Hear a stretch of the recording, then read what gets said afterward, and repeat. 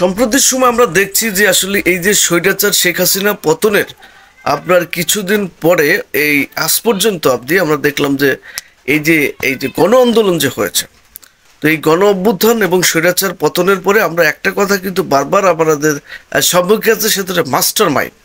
তো এই আন্দোলনের মাস্টার মাইন্ড, সুতরাং এই যে গণ অভ্যুত্থান হলো, স্বৈরাচার পতনের যে গণ অভ্যুত্থান, এদেশের মানুষের মুক্তির অভ্যুত্থান, এদেশকে মানে দেশটাকে স্বৈরাচার থেকে মুক্তির যে অভ্যুত্থান, সেই অভ্যুত্থানের মাস্টার মাইন্ড।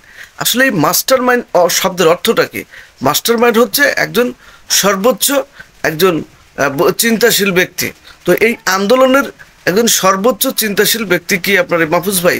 আমরা দেখলাম যে ডক্টর ইউনূস সাহেব উনি আন্তর্জাতিক যে একটা আপনার যে জাতিসংঘের যে আপনার অধিবেশন, সেখানে একটা আন্তর্জাতিক প্ল্যাটফর্মে আমরা দেখলাম যে আন্তর্জাতিক অঙ্গনে মঞ্চে আমরা দেখলাম যে ওই মাহফুজ আবদুল্লাহ ভাইকে তাকে পরিচয় করিয়ে দিলেন যে ইনি হচ্ছে এই যে স্বৈরাচার সরকারের যে শেখ হাসিনা সরকার পতন হয়েছে, এই স্বৈরাচার আন্দোলন বা এই গণ অভ্যুত্থানের মাস্টার মাইন্ড। তো আসলেই যেহেতু ডক্টর ইউনূস সাহেব একজন দেশপ্রেমিক মানুষ, তিনি একজন জাতীয় এবং ইন্টারন্যাশনাল পার্সন। আমরা দেখলাম জাতীয় পর্যায়ে উনি যেভাবে মঞ্চে কথাবার্তা বললেন, তার দৃষ্টিভঙ্গি, এবং তিনি যেসব বন্ধু বান্ধবের সাথে উঠা বসা করলেন, যুক্তরাষ্ট্রের ভালোবাসা পেলেন, বিভিন্ন আন্তর্জাতিক যারা মানে ফার্স্ট পর্যায়ে রয়েছে, প্রথম পর্যায়ের আন্তর্জাতিক যারা ব্যক্তি রয়েছেন, তাদের সাথে তার ভালো একটা আমরা দেখলাম সব কিছু। এবং আরেকটা বিষয় হচ্ছে যে ওনার যে ভাষণটা আমরা দেখলাম, সে আন্তর্জাতিক পর্যায়ে তিনি যেসব ভাষণগুলো দিলেন, সেই ভাষণের মধ্যে আমরা একটা জিনিস দেখলাম যে এই যে আপনার ওনাকে দেখে মনে হলো যে উনি হয়তো যুক্তরাষ্ট্রের একজন প্রেসিডেন্ট অথবা সাবেক প্রেসিডেন্ট, বা ইউরোপীয় ইউনিয়ন যে একটা সংস্থা রয়েছে ইউরোপের, হয়তো সেই সব ইউরোপীয় ইউনিয়নের কোনো একটা রাষ্ট্রের সাবেক অথবা বর্তমান একজন প্রেসিডেন্ট বলে মনে হলো, তাকে অনেক ট্যালেন্ট মনে হলো। এগুলো কিন্তু আসলে অনেক আগে থেকে দেশের মানুষ দেখছে, তারপরে এবার কিন্তু তাকে অন্য একটা দৃষ্টিভঙ্গিতে দেখলো, কারণ তিনি বর্তমান বাংলাদেশের একজন প্রধান উপদেষ্টা। তো যাই হোক, আমরা তার বিষয়ে ডক্টর ইউনূস সাহেবের বিষয়ে আলোচনা সমালোচনা, এবং আমরা দেখলাম যে এই আন্তর্জাতিক পর্যায়ে আপনার যে ডক্টর ইউনূস যে একটা বিরাট একটা রাজনৈতিক পার্সন এবং খেলোয়াড়, অর্থনৈতিক খেলোয়াড় বলো, রাজনৈতিক খেলোয়াড় বলো, যে কোনো খেলোয়াড়, তিনি কিন্তু যে ভারতের মোদী এবং শেখ হাসিনা সরকার, আমার মনে হয় যে ডক্টর ইউনূসের কাছে একটা পুতুল। তো যাই হোক, সেটা বড় বিষয় না, সেটা হচ্ছে যে এই যে গণ আন্দোলন, এই গণ আন্দোলনে আমরা দেখলাম যে ডক্টর ইউনূস সাহেব তিনি কিন্তু আন্তর্জাতিক মঞ্চে এই আবদুল্লাহ ভাইকে, মাহফুজ আবদুল্লাহ ভাইকে এই আন্দোলনের মাস্টার মাইন্ড হিসেবে তাকে পরিচয় করে দিলেন। সেটা তার ব্যক্তিগত বিষয়, কিন্তু আমরা যদি তাকে এই আন্দোলনের মাস্টার মাইন্ড বলি, তাহলে কিন্তু এখানে একটা বিতর্ক থাকে। কারণ এই আন্দোলনটা আসলে শুধু আপনার এই প্রত্যেকটা মানুষের অংশগ্রহণ ছিল। সুতরাং আপনার এই আন্দোলনে যদি আমরা এককভাবে যদি এই মাহফুজ আবদুল্লাহ ভাইকে যদি মাস্টার মাইন্ড বলি, তাহলে কিন্তু এখানে একটা বিতর্ক থেকে যায়।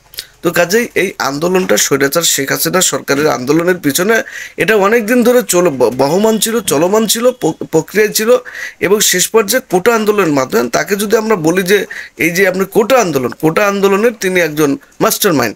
কিন্তু ওই কোটা আন্দোলনকে ইস্যু করে কিন্তু আজকে আমরা দেখেছি যে তার উপর ভর করে, ছাত্রদের উপর ভর করেই কিন্তু এই যে বিগত যারা যুদ্ধ করছে এবং তারা তো ক্লান্ত হয়ে পড়েছে, তারা নিঃসঙ্গ, তাদের কিন্তু আসলে বল বুদ্ধি সব কিছু হারিয়ে ফেলেছিল।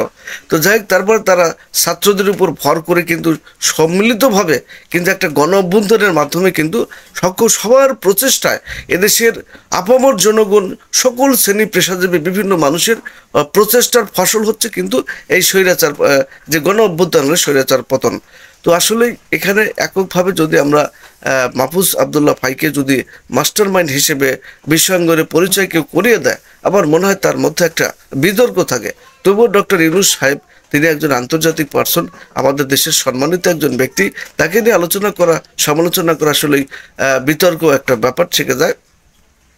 তো যাই হোক, আমরা পরিশেষে যেটা বলতে চাই সেটা হচ্ছে যে মাহফুজ আবদুল্লাহ ভাই উনি একজন যেহেতু ঢাকা বিশ্ববিদ্যালয়ের পুরাতন একজন আইন বিভাগের একজন স্টুডেন্ট, সুতরাং তিনি সেই অর্থে তো জ্ঞানী, এবং তাছাড়া তিনি বিভিন্ন সংগঠন এবং যেহেতু তারা সমন্বয়ক হিসেবে তিনি স্বীকৃতিপ্রাপ্ত, সুতরাং এই আন্দোলনে তার বিরাট একটা ভূমিকা রয়েছেন। কিন্তু আসলে আমরা যদি বলি যে এই গণ অভ্যুত্থানের তিনি মাস্টার মাইন্ড, তাহলে কিন্তু এখানে একটা বিতর্ক থেকে যায়। তো কাজে আমরা বলবো যে আসলে যে মাহফুজ আবদুল্লাহ ভাই তিনি একজন জ্ঞানী মানুষ, এটা আমরা অস্বীকার করব না। এবং তিনি যে বর্তমানে যে আপনার যে আপনার প্রধান উপদেষ্টা বিশেষ সহকারী হয়েছেন। বিশেষ সহকারী বলতে আসলে তিনি তার সহকারী, তার সাথে, অর্থাৎ ডক্টর ইউনূস সাহেব তিনি যেখানে যাবেন তার সাথে তিনি থাকবেন। তো আমরা বাপুস ভাইয়ের যে জ্ঞান চর্চা এবং যে প্রজ্ঞা রয়েছে আমরা তাকে সাধুবাদ জানাই, এবং আগামীতে তার জ্ঞান দ্বারা যেন বাংলাদেশের অনেক উপকার হয়, দেশ এবং জাতি বিশ্বের উপকার হয়। তো আমরা পরিশেষে হয়তো আমরা এটাই আমাদের এই ভিডিওর মাধ্যমে বার্তা দিতে চাই, উনি একজন জ্ঞানী মানুষ, মাহফুজ আব্দুল্লাহ ভাই, উনি একজন প্রজ্ঞাবান মানুষ। কিন্তু তারপরে যদি আমরা বলি যে এই আন্দোলন উনি হচ্ছে মাস্টার মাইন্ড, তখন কিন্তু এই কথাটার মধ্যে কিন্তু একটা বিভ্রান্তি থাকে, বিতর্ক থেকে যায়। তো সবাই ভুল ত্রুটি থাকলে ক্ষমার দৃষ্টিতে দেখবেন। সবাই ভালো থাকবেন। আল্লাহ হাফেজ।